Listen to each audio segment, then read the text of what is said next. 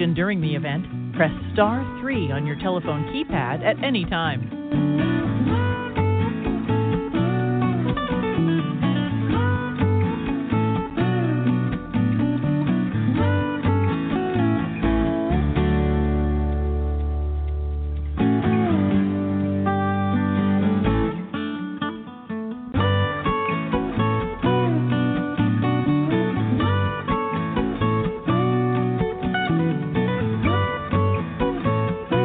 The Access Live event is currently in music hold and will start momentarily.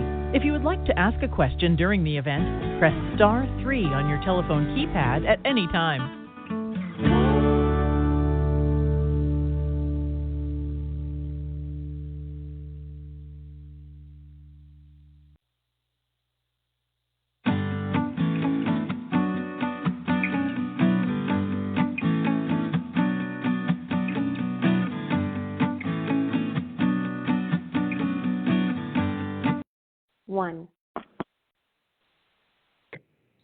Good afternoon and welcome to the Battle Creek VA Medical Center Tele Town Hall.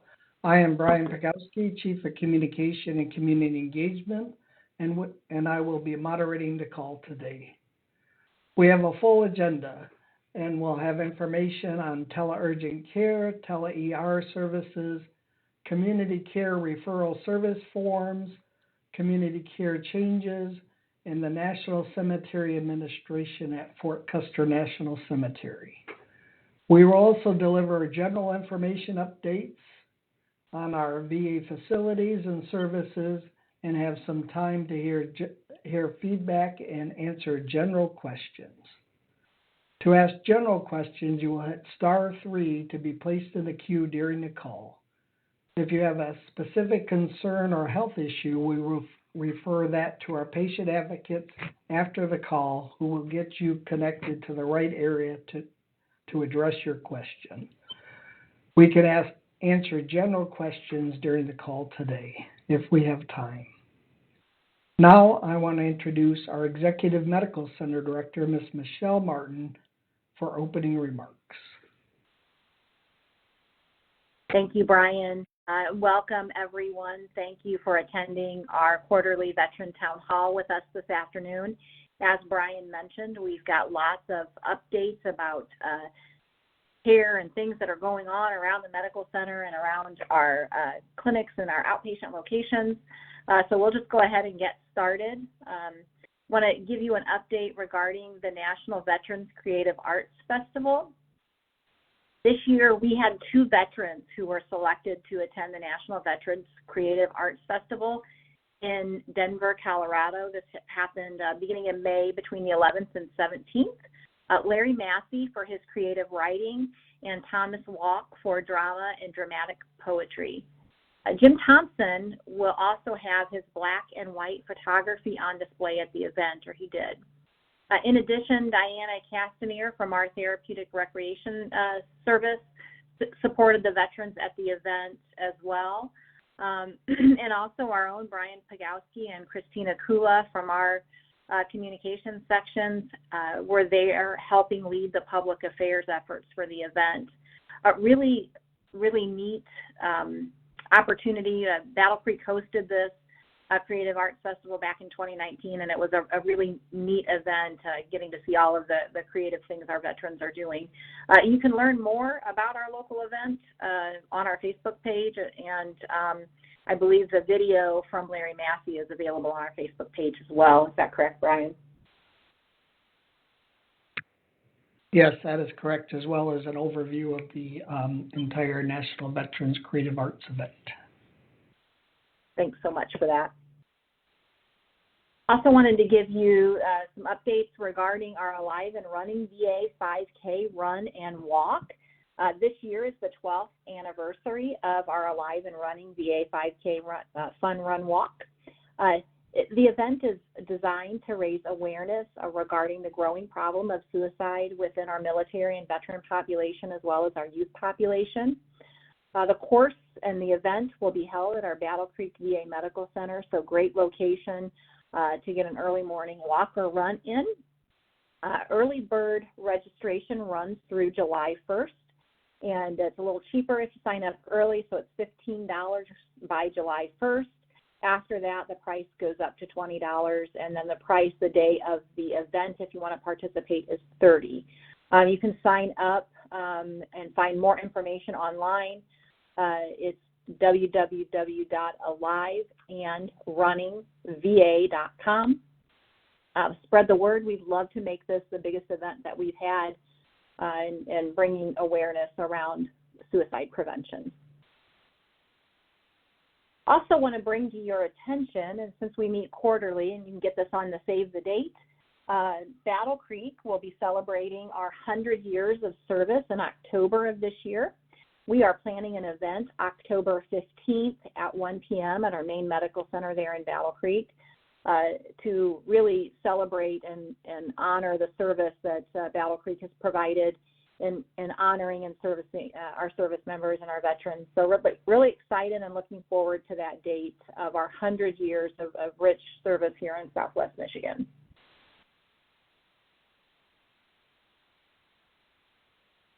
And I think Brian was going to take it over from here. Is that correct?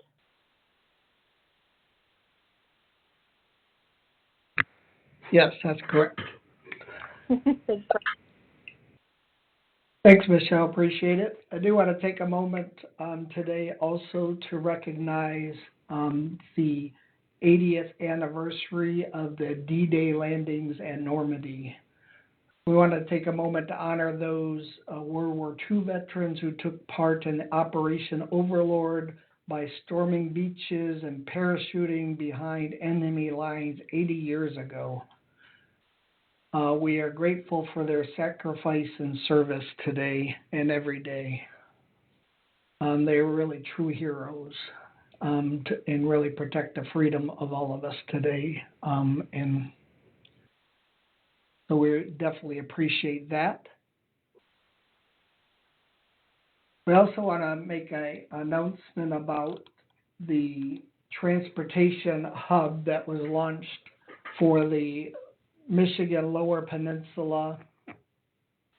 The transportation hub has centralized a call number for transportation services throughout the Lower Peninsula of Michigan to really make it easy for veterans who need transportation services to have one number to call. And that number is 877-VET-LIFT. 877-838-5438. And again, that is for all veterans across the Lower Peninsula of Michigan who need to arrange for transportation services through the VA. And they are also working to help interconnect those transportation services that may be provided by outside agencies such as volunteer agencies. They're really working collaboratively to try to connect those services as well and have resources to connect those services. So if you need transportation resources and you're unsure about how to get in a ride to your appointment, that is a good number to call as a resource to try to get connected to transportation. But if you need transportation to your appointment through VA transportation, that is also the number to call now and one easy number to call. So in the past, you may have had to call if you were going, for instance, to Ann Arbor. You may have had to call two different numbers and get connected first to our Battle Creek transportation and then get connected to Ann Arbor's transportation to get connecting rides. And now there's one central number to call, and that number is 877-VET-LIFT, 877-838-5438. And if you need door-to-door transportation, somebody to pick you up at your house and bring you to an appointment, you will still need to get a consult for that through your provider. but once that consult is in, you can still use that central call line number to arrange that transportation as well. So it's really something that's been worked on between the Ann Arbor, Detroit, Saginaw, and Battle Creek VAs to have that central number for all 4 VAs. So it's a really great resource.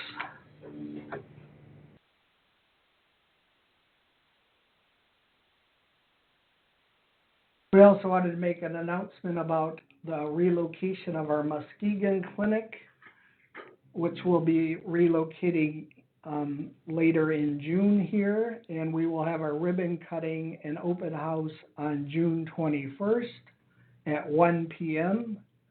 to introduce the new location of the Muskegon clinic and do a walkthrough of the new location, and we will begin seeing veterans and veteran appointments in the new clinic starting on June 24th. So any appointments at the Muskegon clinic after June 24th will be in the new location on Apple Avenue. So we have started sending out notifications via email and postcards this week.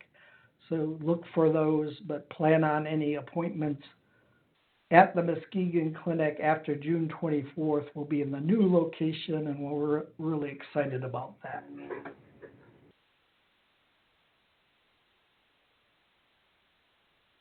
And we have also been sending out notifications about women's health events. There is a hiking event coming up at the end of June. Information went out about that. We also have baby showers coming up this month. That information has gone out to women who are expecting babies this year and in the upcoming months. So we're excited to celebrate those babies with those women. And we have some other events coming up at the end of the year.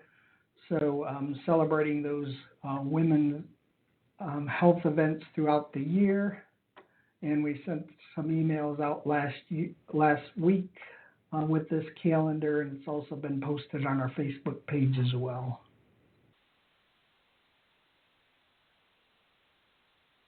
And then we also do have a whole health yoga program for outpatient veterans at the Battle Creek location, located in Building 14. So if you're interested in participating in some yoga, that's really for all levels from beginner to intermediate, you can certainly come experience that. And that's on Mondays from 11 a.m. to noon for outpatient veterans in Building 14, Room 19.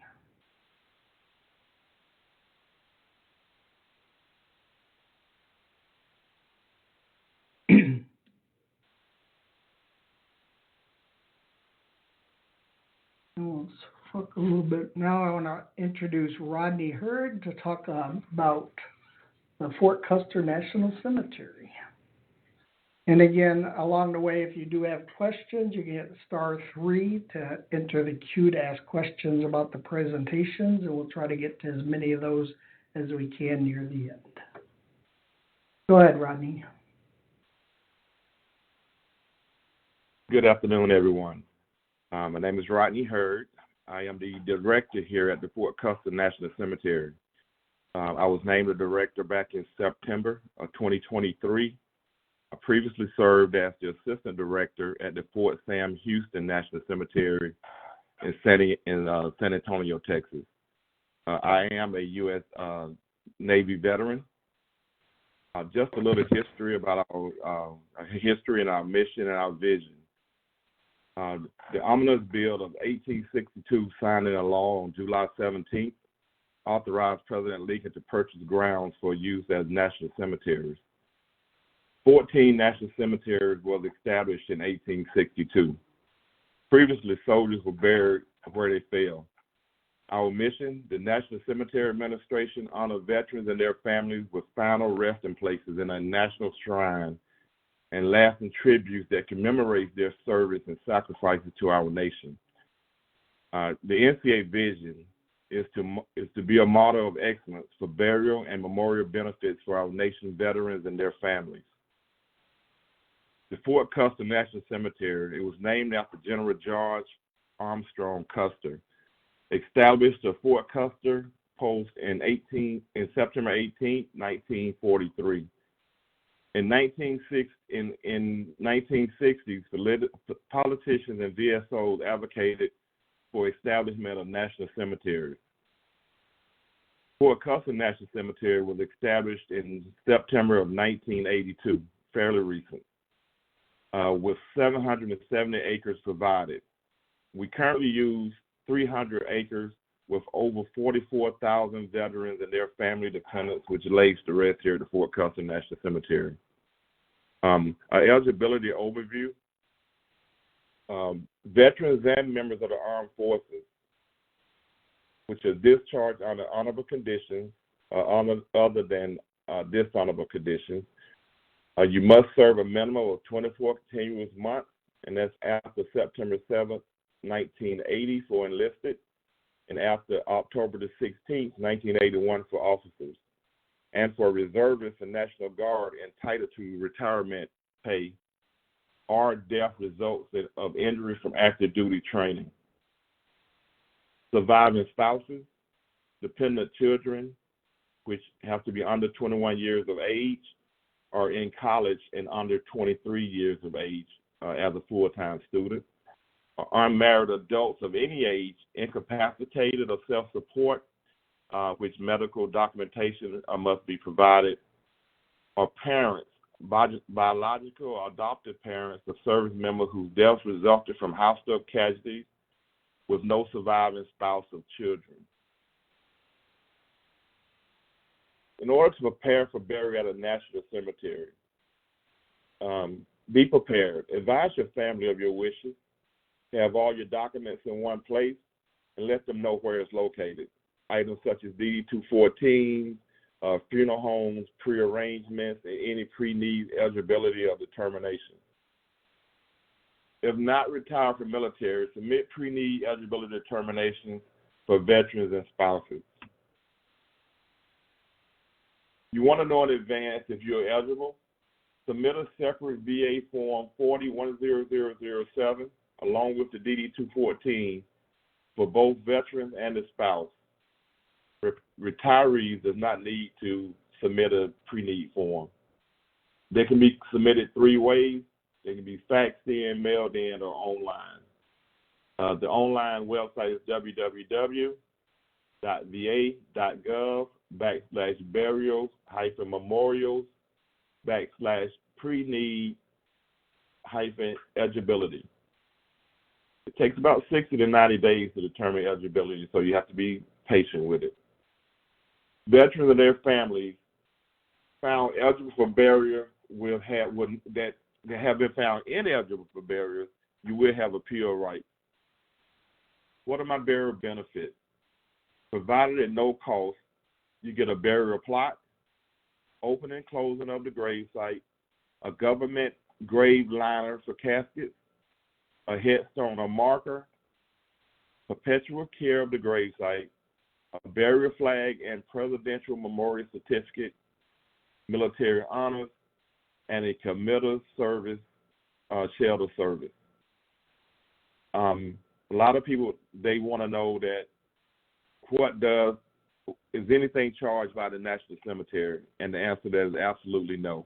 But that do not account for what happens before the arrival here at the National Cemetery as far as caskets, anything that happens with transport or anything from the funeral homes. But once they arrive at the National Cemetery, it's absolutely no charge whatsoever.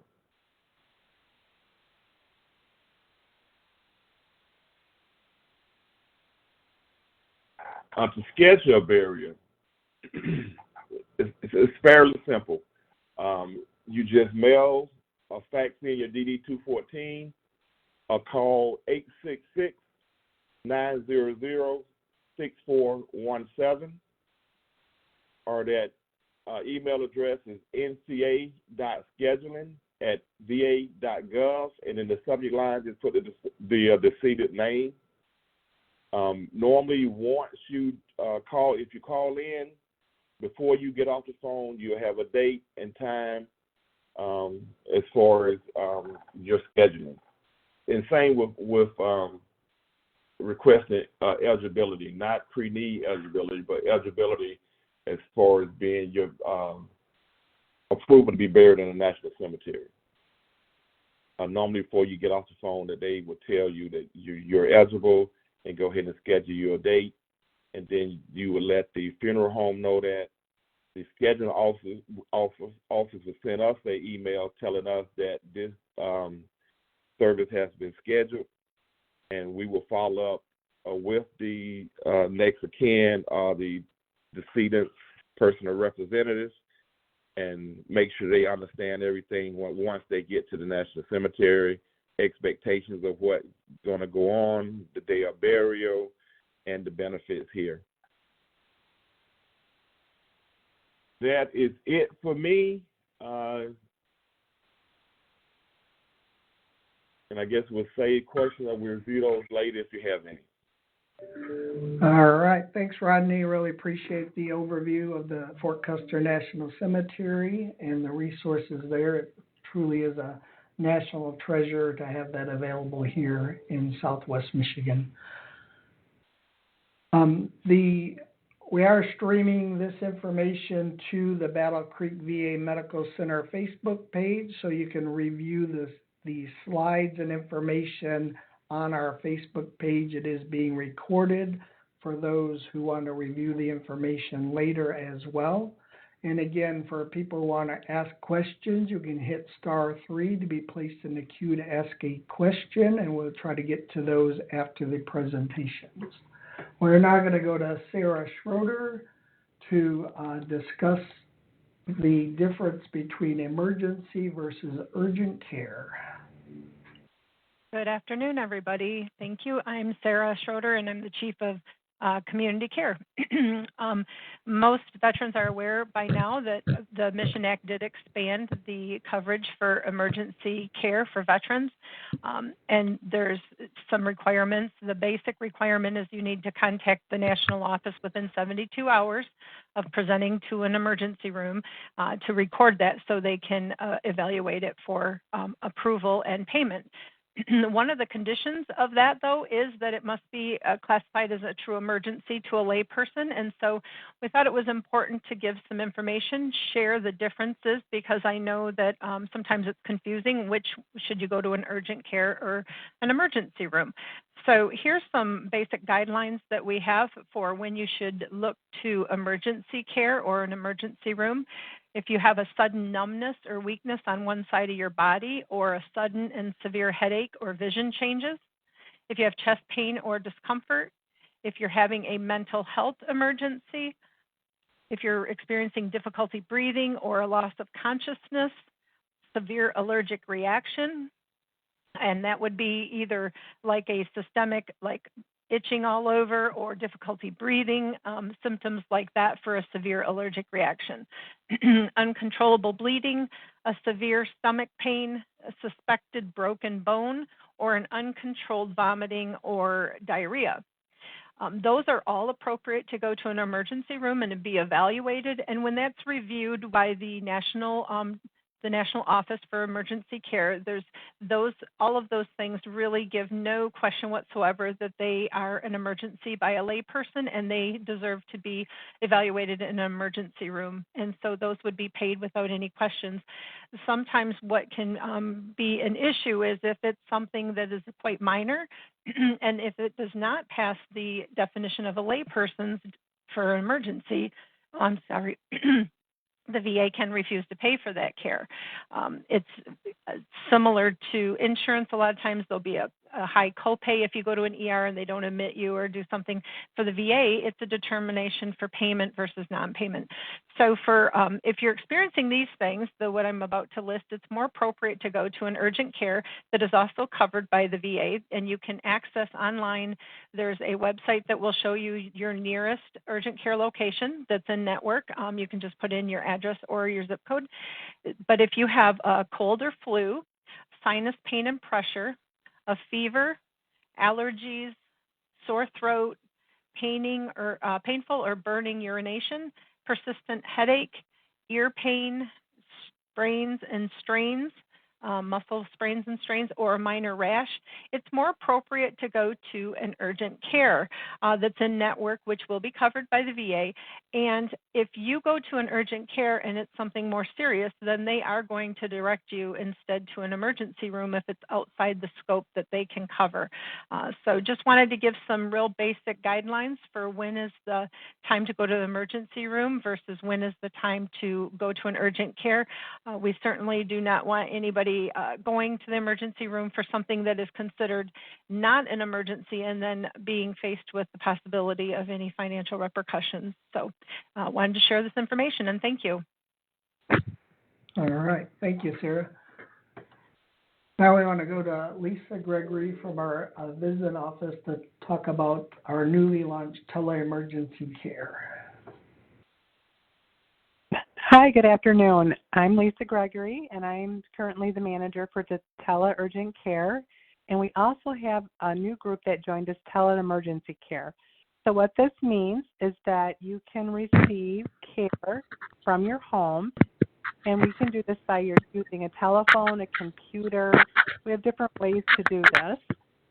And this kind of goes along with what Sarah just said about when would it be appropriate.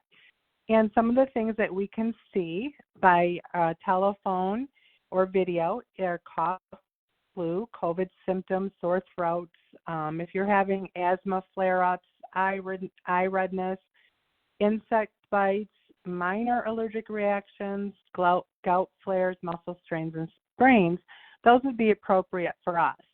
And as Sarah mentioned, sometimes you have to try to figure out what's more appropriate, the emergency room or the urgent care. And a good service that we have are our VA clinical contact centers, where we have registered nurses who will help evaluate your symptoms and guide you on what kind of care you need. So what they'll do is they'll ask you some questions, and they'll help you determine if it's not life-threatening or if it doesn't mean for you to go to the emergency room right away. Then they'll ask you if you want to schedule an appointment, if you want to see one of the virtual providers, and they can also help with some pharmacy services as well.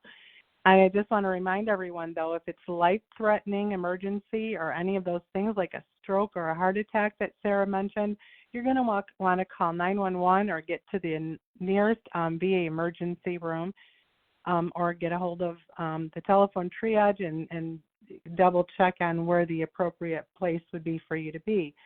So one of the ways that you get a hold of the telephone triage nurses who can help direct you to our virtual care, urgent care, or emergency care is by dialing your main number, which is 269-966-5600, and then you're going to want to press number 3.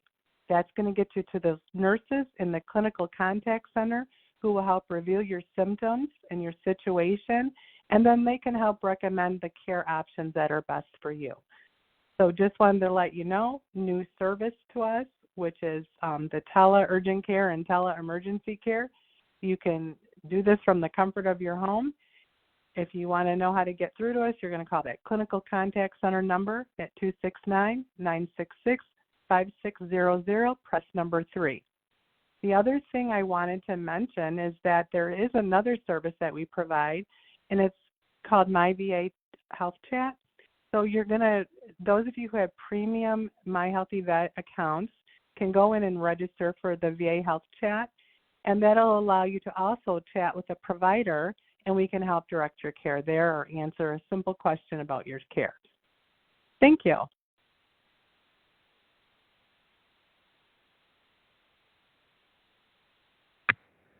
Thanks, Lisa. Appreciate it. Again, if you want to ask a question, you hit *3 to enter the chat. Be placed in the queue to ask a question. We'll try to get to those in just a few minutes. We want to go back to Sarah to talk about some community care updates. Good afternoon again. So we have some changes that are occurring within community care, and a lot of it is because as we continue to expand the services that we offer and work with other facilities, other VAs within our area, we just want to really make sure that all the care that the veterans are getting is the soonest care possible and it's the best care. It's probably no surprise to anybody that there's a lot of significant wait times for care, not just at the VA, but outside in the community as well. It's not unusual for us to now be looking many months out when we're trying to schedule with a community provider. And oftentimes we can actually see them quicker in the VA than we can get them scheduled in the community because the staffing issues and the delays are being felt everywhere. So the reasons that we're doing, like I said, consistency, we really want to be in line with what the other VAs are doing within our region because many of our veterans do get services at more than one VA, and so it gets a little confusing when there's different things being done at different VAs. We want to focus on providing the soonest and best care to our veterans, and we want to ensure that the community care is progressive in nature, treatments is substantiated, and additional care options are explored when needed. And so this comes into play with what's called a request for service form. This is a form that is sent to every community provider that we use when they receive a authorization to provide care for a veteran through community care. The request for service form it's for every community care provider with the exception of dental providers and in vitro fertilization or artificial reproductive therapy providers. And the community care authorized consults it's to be used when they need continuation of care, additional services, or they need to maybe send you to an additional specialty. Maybe a ENT wants to send you to a cardiologist, for example. It can also, this request for service form can also be used for durable equipment requests, and those sometimes or often might be requested by your community provider. What the form is it's a form that we refer to as a 10-10-172 or request for service form, and it is sent to every community provider, and when they want to request either continuation of care for you, saying that we want to see this veteran again in another 6 months for a follow-up, or we want to see him in 2 months, they need to complete that form and send it to community care with all the information as to what they're requesting. And if they need to see you again, they need to put the date that they're asking to see you again, and then they need to send that to community care with the documentation that supports the request. And then once that's received, we actually will have that reviewed, and we look at the documentation and everything to see what is it that's needed, and is it an additional service that maybe perhaps can be provided to you within the VA and maybe even quicker. So to carry on then, the reason that we're doing this is, as a reminder, community care by law must be pre-authorized.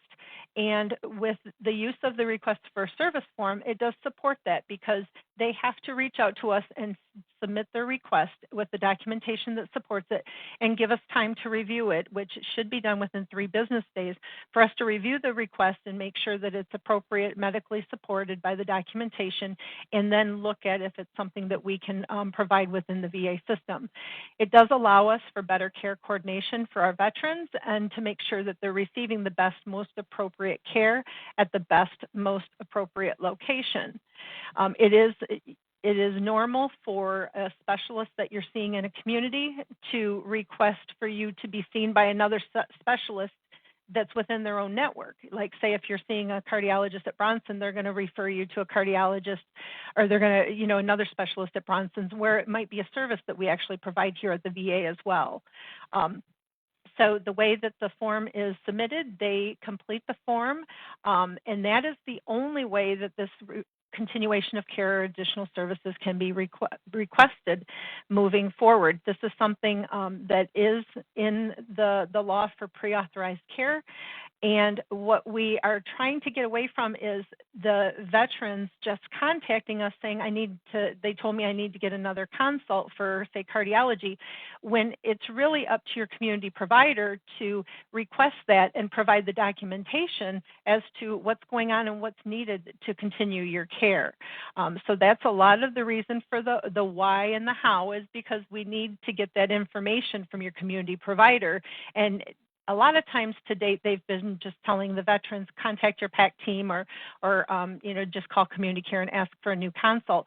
And that's really not how we can initiate a new consult. The request for service form from the community providers has to be completely filled out and faxed to community care, or they can actually upload it electronically to a system that we all use. And just, in summary, want to go over that the form, it is a standard VA form, and it allows your community provider, whatever authorized community provider that you are using, to request care that's not covered under the existing authorization. So it could be that you need care outside the dates, you need additional visits, you need to have additional testing done that's not covered, or see another specialist. And it is the community provider's responsibility to fill that out, tell us what they're requesting and what they need, fax that or upload it electronically to community care, and they need to do that prior to the care being delivered. It's important to point out that the request for service is a request, it's not a guarantee. So if they submit that and they tell you they submitted it, they really need to verify that it's approved before they provide the care. We will provide them with a response letter within 3 business days that tells them, yes, your request has been approved and we're processing a consult, or your request is being denied or it's being reviewed further. So we do communicate that back to them. And as a reminder, it's required for all services with the exception of the dental. Our community dentists do not use this form. They use a different form, and it's not used for in vitro fertilization providers or those type of providers. So wanted to go over that because I know veterans, a lot of times that's what they've been told is just reach out and request for a new consult for yourself and for continuation of care, or you'll call and say, I have an appointment next week with my cardiologist, so I need a new consult. And going forward, that will actually not be able, that won't be enough information for us to process and initiate a consult. We'll need that community provider to send that request instead, along with the documentation. All right, thank you. All right, thanks, Sarah. Again, you can hit *3 to be placed in the queue to ask a question, and we're going to start getting to some of the questions right now.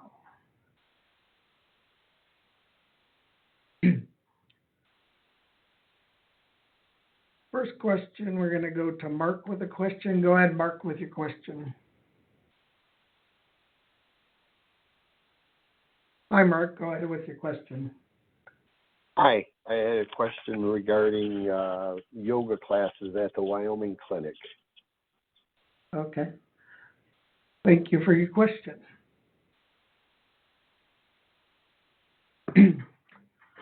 Right now, I think we are trialing the yoga instruction or yoga groups here in Battle Creek. Dr. Shaw, do we have any groups or plans for any of the outpatient clinics?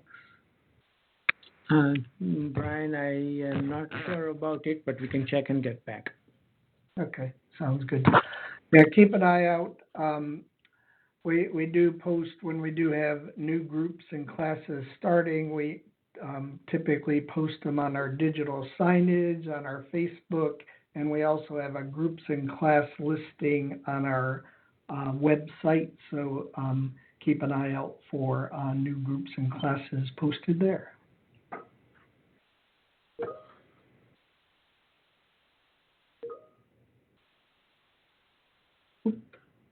And I just got a message that they are looking into it. Let me read this real quick here. It's on the future list, so they are looking into it. So we'll keep you informed when we get more information.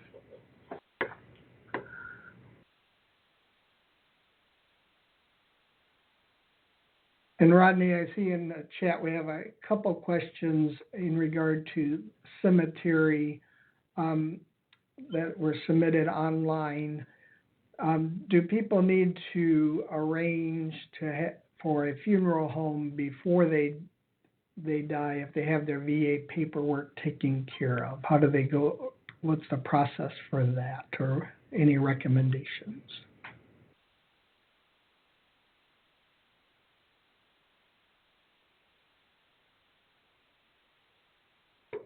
Rodney, are you with us there?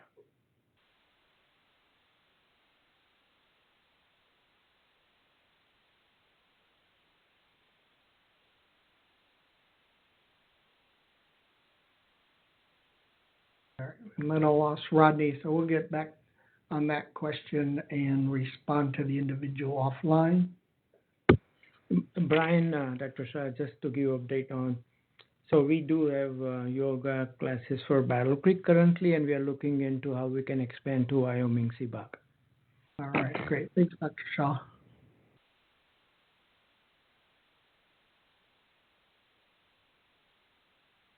All right. I also see some questions in regard to what's going to be available at the Muskegon location in the chat. So the Muskegon location, we are relocating from the existing Muskegon location to the new clinic, and the services are relocating from the current location to the new clinic, and the services initially will stay currently the same, will be primary care and mental health. We will, it will be a bigger clinic, so we are looking at what services we can provide in the future, and if we are able to rotate in some specialty services for the future, but initially the clinic will have the same primary care and mental health services. Anything else you want to cover on that, Dr. Shaw, or anybody?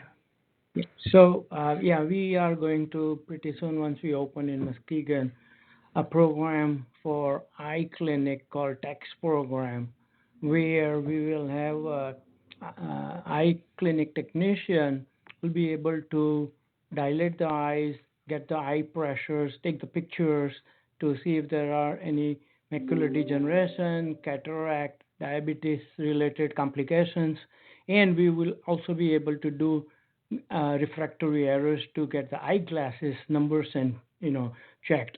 So that will be really a valuable service for our veterans in Muskegon area. Not all will have to travel to Wyoming, and we'll be able to provide lots of services in Muskegon.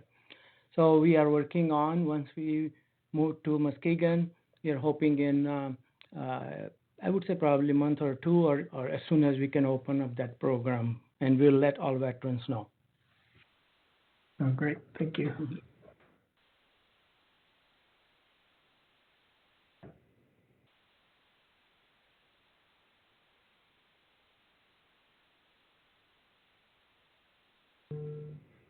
All right, next we'll go to Larry with a question. Larry, go ahead with your question.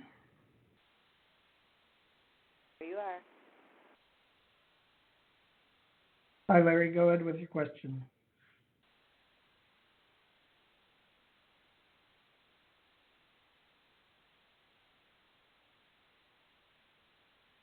Hi, Larry, go ahead with your question. I don't know what Larry you're asking for. You. Okay. I recently, in fact, yesterday, I went to the cardiologist in Kalamazoo, and they said I didn't have any authorization anymore. This appointment was postponed for 3 months because for some reason. So I went in and they said, well, you don't have an authorization. And so we called VA, and they said this morning that they have a cardiologist, when in fact they don't have a cardiologist. They've got a PA. I've had a heart attack, 5 bypasses, congestive heart failure, and AFib. I think that qualifies for a cardiologist, not somebody that's practicing being a cardiologist. So, Well, we can't Thank talk about your specific case here, Larry. We'll have somebody look at that and get back to you specifically on that. okay. Thank you much. Great.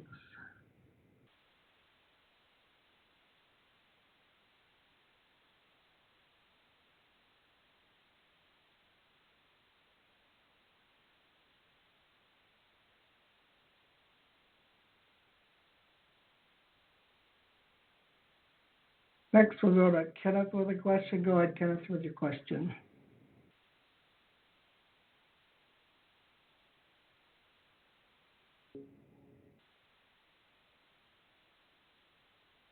Hi, Kenneth. Go ahead with your question.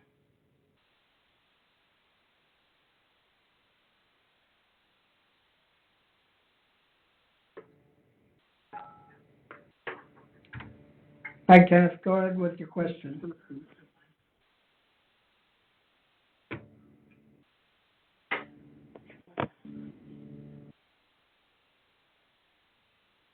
Kenneth, did you have a question?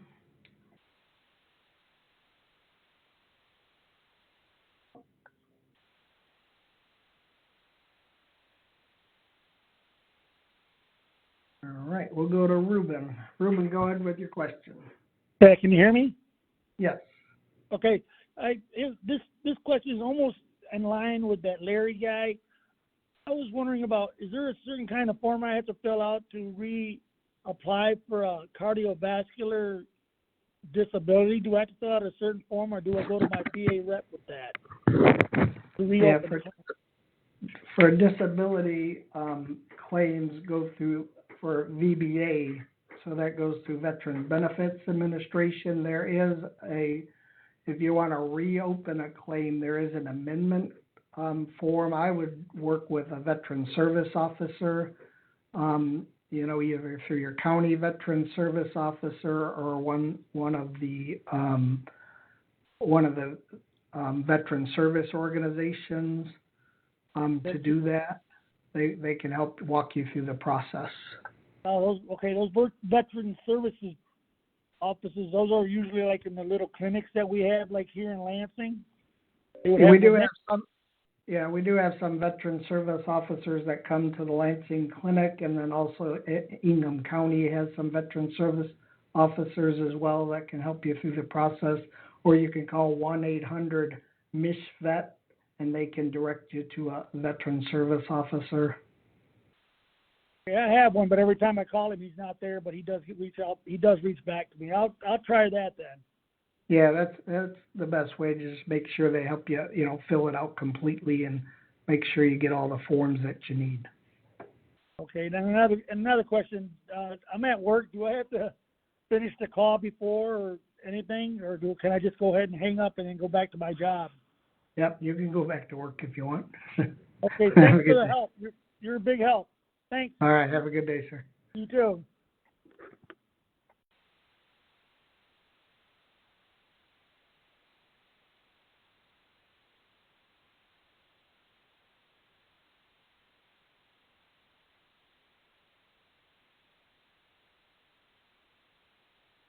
Next, we'll go to Daniel with a question. Go ahead, Daniel, with a question. Good afternoon. Thanks for having this. It's unfortunate Rodney's no longer with us on the call. I'd like to show my gratitude to the Fort Custer Cemetery and the director and the previous director before him. The entry is beautiful, and I hope that they do some nice updates to it in the near future. My stepfather, father, 2 uncles, great-grandfather, my other grandfather on my mom's side are all buried there at Fort Custer. And I will eventually at some point in time most likely end up there as well when my time comes. So I just want to say, thank you to that director. Hopefully he gets this at some point in time in the near future. As far as my question goes, there's been multiple studies that have shown that how ice baths and saunas and red light therapy are helping individuals stay healthy and get healthier than what they are at this point in time. with that being said, also at the same time, there are technology is advanced to where ice baths and saunas with red light therapy are fairly cheap to a certain extent, but not everybody can afford them. Is this something that the VA is looking to get into when it comes to providing hard services? I forgot what that lady called it, hard equipment or durable equipment, I think is what she said, for veterans that they could be at their home, or stuff of that nature. And forgive me, I got one more. There's also, it's also been proven to where stem cell therapy has been very beneficial for individuals to help them stay healthy and become healthier. Is that something that the VA is looking into as well? All right, thanks for your questions. Dr. Shaw, are you aware of any studies or information on either of those? There are, many places in community and, tertiary centers. They offer, I think in the VA currently, we are looking at one of the VAs in Tennessee, I believe Nashville. They may be looking up opening. It's not available at all. So it's still in process. We'll have to get some information more related to the Nashville VA's, stem cell therapy program, but we are not offering yet in Michigan in the VA that I know of. Okay. Anything on ice baths or infrared that you've heard of as far as durable equipment? No, I'm not aware of that, and we'll have to look into that to get some more information. Thank you.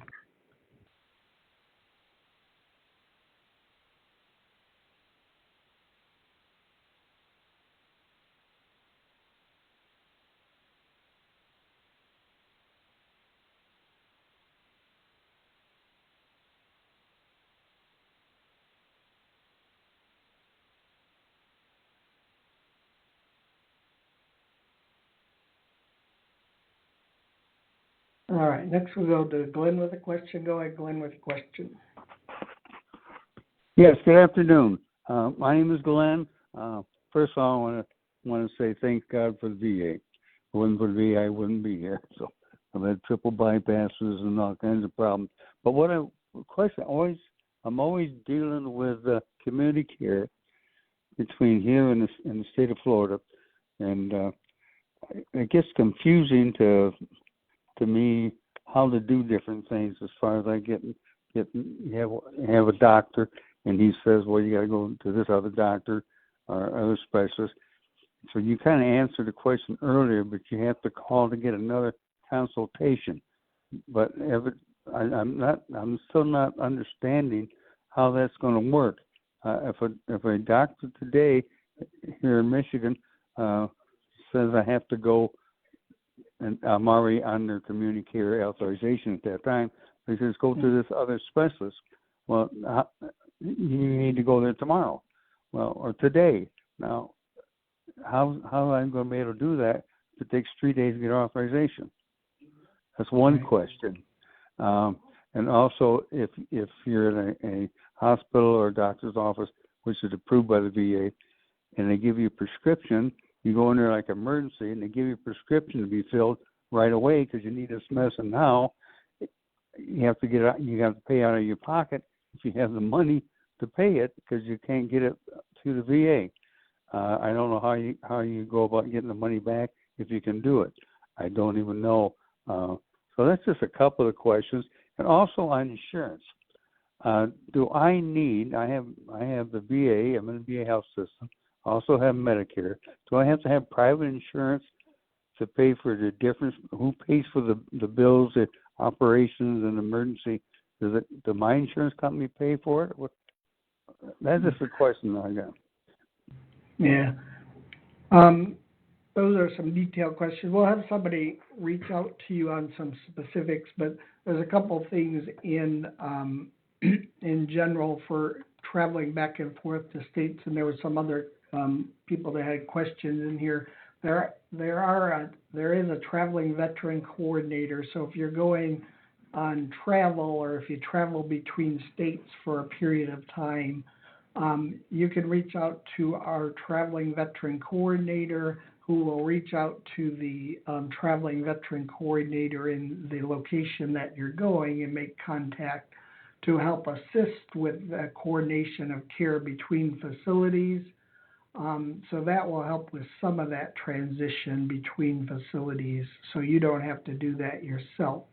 As far as some of those specific community care questions, those are a little more detailed, so I'll have somebody reach out to you on those. But the consults and the travel between facilities, there is a traveling veteran coordinator that can assist with that. And that person's extension I can give to everybody.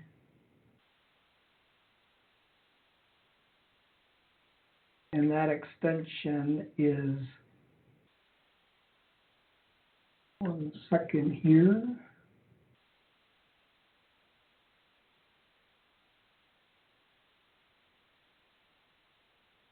Brian, while you're looking that up, this is Sarah in Community Care. Can I just make a general statement so there's no confusion?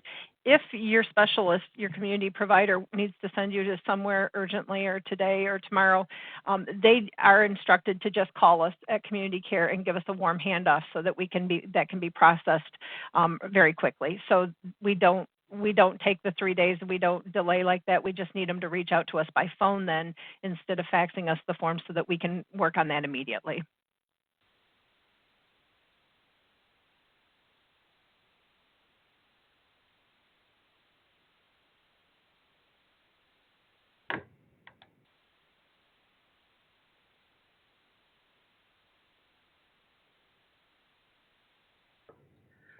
And that extension is 35909 for the traveling veteran coordinator. So our main number and then extension 35909. So, and we are reaching the top of the hour. So I appreciate everybody's patience and joining the call, and I hope you were able to get a lot of good information during the call. Ms. Martin, did you have any closing remarks?